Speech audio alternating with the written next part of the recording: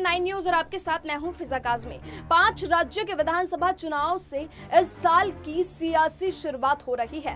विधानसभा चुनाव में सियासी दलों के बीच आरोप प्रत्यारोप का पारा बदल रहे मौसम की तरह चढ़ता जा रहा है।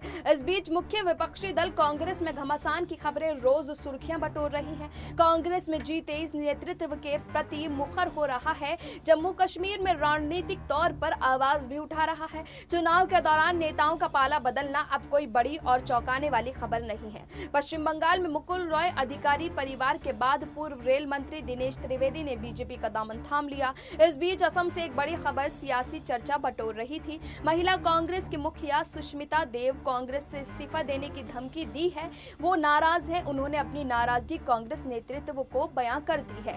इसको लेकर वजह बताई जा रही है कि उनको उम्मीदवारों की चयन प्रक्रिया में उचित सम्मान नहीं मिला, जिससे वो आहत थी। टिकट बंटवारे से वो बेहद खिन्न थी। अब सूत्रों के मुताबिक उनके करीबी लोगों ने कहा कि वो इस्तीफा नहीं दे रही हैं, वो कांग्रेस के साथ हैं। ये सब अफवाह है। सूबे की कांग्रेस कमेटी ने भी इस्तीफे की खबर का खंडन कर दिया है। आपको बता दें कि सुष्मिता देव को राहुल गांधी कैंपेन का कहा जाता है। 2024 के लोकसभा चुनाव से पहले इन 5 राज्यों के चुनाव को सेमीफाइनल के तौर पर देखा जा रहा है।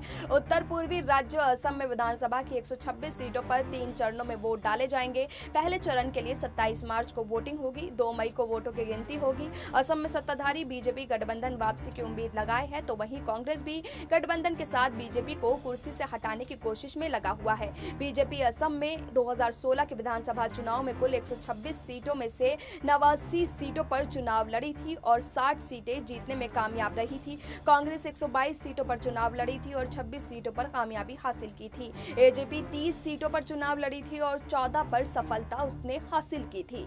फिलहाल अभी के लिए इतना ही, लेकिन देश और दुनिया की तमाम बाकी खबरों के लिए आप जुड़े रहिए SPN 9 न्यूज के साथ।